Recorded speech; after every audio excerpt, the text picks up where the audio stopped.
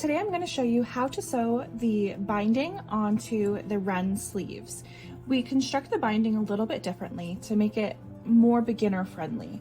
After you have pressed a memory crease into your binding per the tutorial instructions, you want to unfold it and align the two short ends right sides together. Now my fabric looks the same on both the right and the wrong sides, but if yours doesn't, make sure you're aligning them right sides together.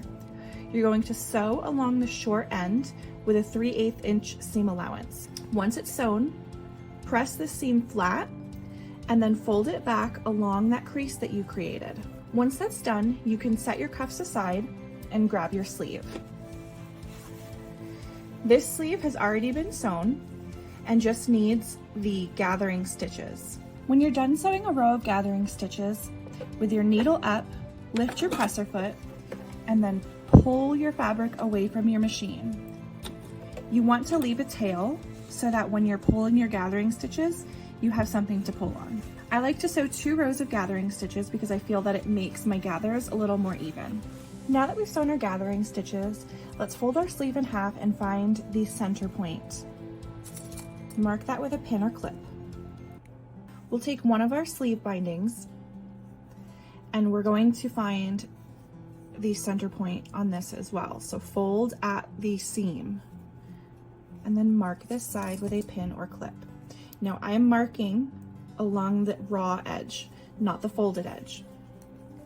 We're going to align the center of our cuff with the center of the sleeve, placing the cuff inside the sleeve.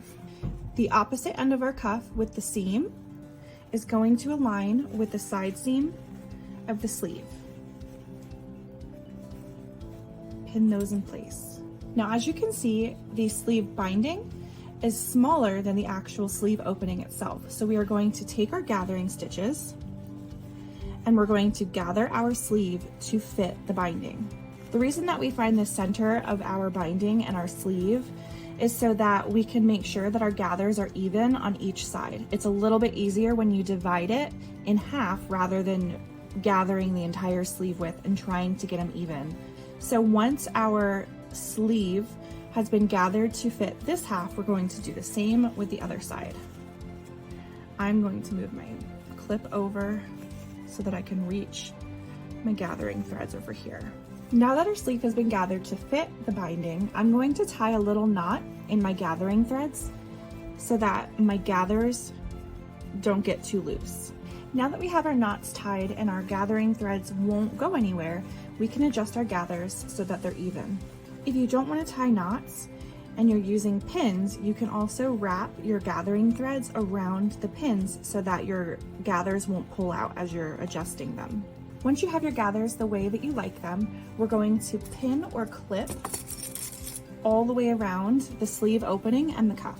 Once you have your binding pinned to the sleeve opening, we're going to take this to our sewing machine and sew it with a 3/8 inch seam allowance.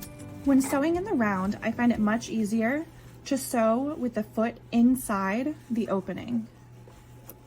To do this, you're just going to stick your sleeve into the throat plate and set your presser foot down so that it is inside rather than outside.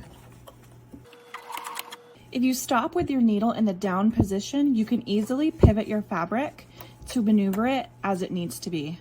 Now that we've sewed our binding to the sleeve, I'm going to trim the seam allowance in half. I've turned my sleeve wrong side out because it's easier for me to see the stitching on this side of the binding.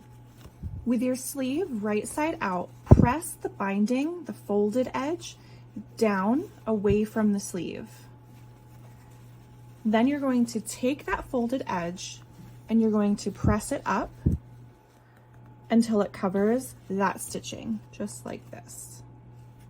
Once you have your binding pinned or clipped, take it over to your sewing machine and top stitch along this inner edge to close the binding.